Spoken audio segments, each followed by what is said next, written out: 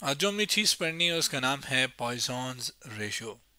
क्या होती है Poisson ratio? Basically Poisson ratio एक मटेरियल की प्रॉपर्टी है जिसके बारे में मैं बताता हूँ कि Poisson ratio is a material property that describe how a material deform in response to stress. यानी एक मटेरियल कैसे उसकी शेप तब्दील होती है या कितनी उसकी शेप तब्दील होती है जब उसके ऊपर या उसके अंदर स्ट्रेस आए। जैसे अगर मैं आपके सामने एक मटेरियल लेकर आऊँ और इसको मैं दोनों तरफ से खींचूं, तो जैसे ये आपके पास क्या है, खींचा मैंने तो खींच के ये इस शेप में आ गया। अब जब हमने इसके ऊपर फोर्स लगाई जिसकी वजह से ये बाहर की तरफ जा रहा था, तो ये अपनी पोजीशन को वापस हासिल करना चाहता है। तो वो जो पोजीशन को वापस हासिल करना चाहता है तो ये अपने ऊपर एक रिस्टोरिंग फोर्स लगाता है अपने एरिया के ऊपर। तो उसको हम क्या कहते हैं? स्ट्रेस। जो कि ये है, जो हम फोर्स लगाते हैं इसके ऊपर, इस एरिया के ऊपर, उसे हम कहते हैं प्रेशर।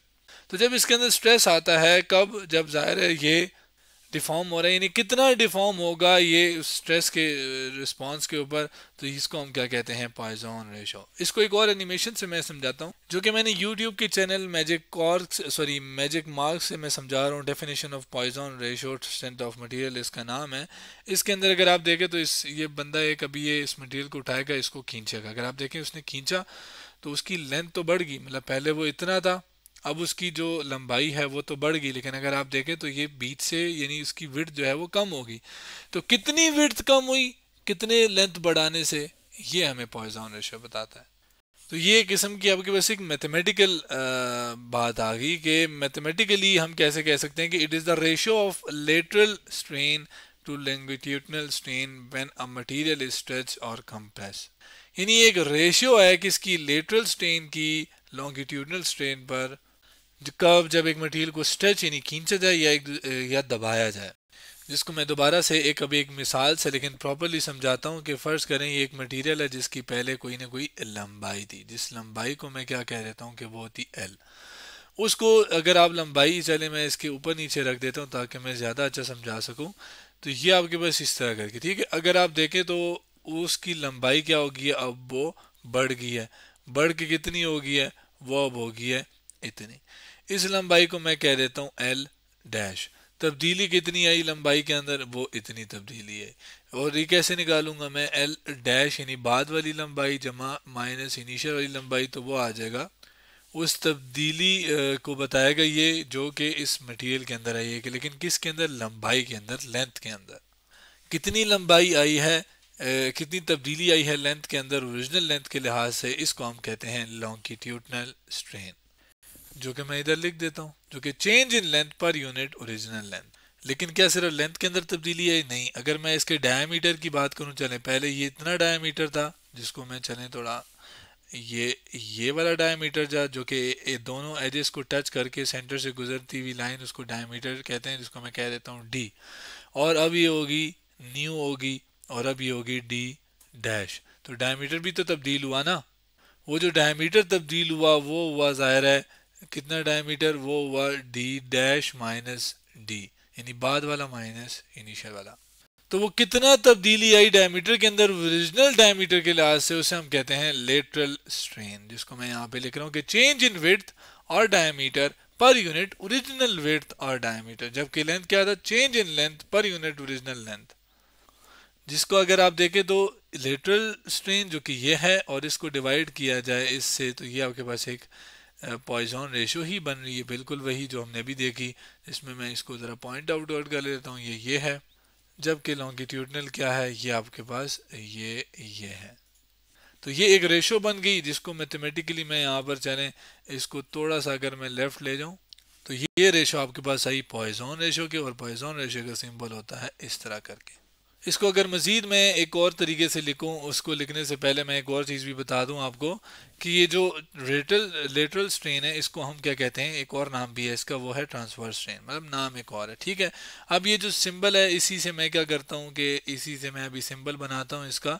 तो ये दोनों स्ट्रेन है, यानी ऊपर भी स्ट्रेन है नीचे भी स्ट्रेन है, तो उसका ये सिंबल होता है। ऊपर लेटरल वाली है, नीचे आपके पास जिसको एल ए टी लिख रहा हूँ, नीचे क्या है? लॉन्गिट्यूडनल, जिसको एल ओ एन जी लिख रहा हूँ। और साथ याद रखिएगा एक नेगेटिव साइन आता है। अब ये नेगेटिव साइन क्या है? अगर आप देखें तो एक विड्थ तब्दील हो रही है, विड्थ हो रही है कम, लेंथ हो रही है ज़्यादा। तो एक चीज़ ज़्यादा हो रही है, दूसरी चीज़ कम हो रही है। ये स्ट्रेचिंग के केस में कंप्रेस यानी इसको अगर मैं यूँ दबाऊंगा तो आपके पास एरिया डायमीटर बढ़ेगा लेकिन लेंथ कम होगी, तो भी आपके पास एक एक चीज़ बढ़ी है दूसरी चीज़ कम। तो वो उस चीज़ को बेसिकली बताने के लिए हमारे पास ये नेगेटिव साइन आता है, जिसको मैंने लिखा है कि negative sign indicates that when one dimension increases, जब एक डायमेंशन यानी लेंथ या वेट में से कोई एक बढ़ रहा है तो अदर जो है वो कम होगी।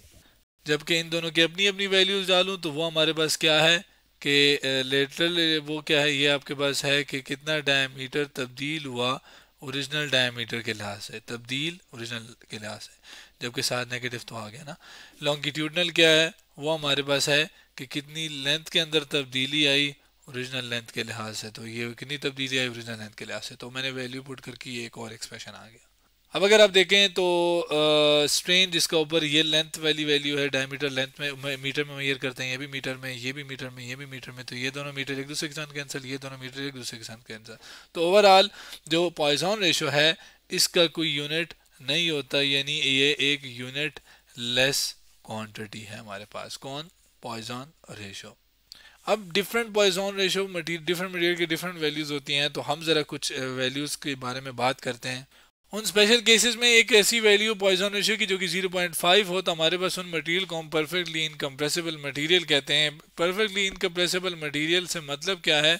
इसका बेसिकली मतलब ये है कि अगर आप एक मटेरियल को उसको अगर आप कंप्रेस करो या स्ट्रेच करो यानी खींचो या उसके अंदर दबाओ तो उसका जो वॉल्यूम है वो तब्दील ना हो, उसके वॉल्यूम सेम रहे, यानी the material maintains a constant volume when stretched और कंप्रेस्ड। जिसकी मिसाल हमारे पास है रबड़ की। रबड़ जो है अगर आप इसको खींचोगे तो ये लंबा तो होगा लेकिन इसकी विड्थ कम होगी, तो ओवरऑल वॉल्यूम जो है वो कम रहेगा। अब आप यही बात कि अगर आपके जहन में ये है कि यार लेंथ बढ़ा रहे हैं तो वॉल्यूम जो कि जगह गिरना है इसका वो तो बढ़ जाएगा, लेंथ बढ़ी है तो जगह भी ज़्यादा गिरेगा, लेकिन यार ऊपर से जो डायमीटर है वो भी तो कम हुआ, तो ओवरऑल जो वॉल्यूम है वो तब्दील नहीं होगा। और ऐसे केसेस में मटेरियल को हम परफेक्टली इनकम्प्रेसिबल मटेरियल कहते हैं और इनकी जो पॉइजन रेशो है वो 0.5 है। अब आप कहेंगे 5 प्लस क्यों आई है, नेगेटिव क्यों नहीं है? अब देखें मैं आपको इसकी मिसाल देता हूँ कि इसी केस में देखते हैं। फ़र्ज़ करिए रबड़ है, इसका लेंथ बढ़ गई और वेट के कम होगी, तो फ़र्ज़ करें जो चेंज इन लेंथ है जो कि यहाँ पे चले ऊपर लिखा हुआ ये मैंने ये है, तो बाद वाली होगी 5, शुरू वाली कम होगी जो कि ज़ाहिर है कम होगी, पहले कम थी लेंथ तो 5 माइनस 3 आ गया 2। ठीक है, अब आते हैं डायमीटर पे। डायमीटर बाद वाला कितना था वो फर्ज करें वो 3 था, शुरू वाला ज़्यादा ही था, चले फर्ज करें 2 था, तो आपके पास आंसर क्या है? -2। 3 - 5 -2 के बराबर है, तो आंसर आ गया -2। तो -2 ऊपर यहाँ पे डालेंगे -2, नीचे ज़ाहिर है इसकी कोई वैल्यू आ जाएगी, इसी तरह यहाँ पे डालेंगे +2। अब ये -2 और ये माइनस आपस में क्या हो जाएंगे? आपस में प्लस हो जाएंगे, तो ओवरऑल जो पॉइजन रेशो है वो क्या आ जाएगी? वो प्लस आ जाएगी। अगले केस की बात करें कि कुछ ऐसे मटेरियल होते हैं जिसकी मिसाल है हमारे पास एक स्टील रॉड की। फ़र्ज़ करें मैं इसको बढ़ाना, इसकी लेंथ बढ़ाना चाह रहा हूँ, यानी ये इसको मैं खींच के मैं चाहता हूँ ये बढ़े, लेकिन इसकी जो लेंथ है, लेंथ के अंदर जो बढ़ना है और विड्थ के अंदर यानी इसका डायमीटर कम होना है वो इतना ज़्यादा नहीं होता, बल्कि अगर आप फोर्स लगाते हो इसको खींचने की कोशिश करते हो तो ये टूट भी जाता है। यानी अगर आप देखें तो इसके अंदर फ़र्ज़ करें लेंथ के अंदर जो तब्दीली है वो आ गई, फ़र्ज़ करें वो 1 आ रही है, और उस लिहाज से ये सॉरी आप कह लें कि इसके अंदर जो लेंथ के अंदर तब्दीली है वो ज़्यादा है और वेट के अंदर तब्दीली कम है। मतलब फ़र्ज़ करें ऊपर जो वैल्यू है वेट के अंदर तब्दीली ये कम, तो इसकी वेट नहीं होती है ना स्टील की इतनी। अगर आप देखें तो ऊपर वाली वैल्यू जो कि बेसिकली लेटरल है, मैं ऊपर से चले समझा देता हूँ, यहाँ पे वेट के अंदर तब्दीली कम है। जब कम है नीचे एक बहुत बड़ा नंबर है, फ़र्ज़ करें 5 है, तो यहाँ आंसर आ जाएगा 0.2। तो ऊपर वाली वैल्यू छोटी तो ओवरऑल पॉइजन रेशियो भी कम। तो जो मटेरियल जिनकी पॉइजन रेशियो कम होती है, ये आप कह लें अप्रॉक्सीमेटली 0.2 के अराउंड होती है, या आप कह लें जिसके अंदर जो विड्थ उनकी ज़्यादा तब्दील नहीं होती, उनकी जो पॉइजन रेशियो है वो हमारे पास अप्रॉक्सी 0.2 के बराबर होती है।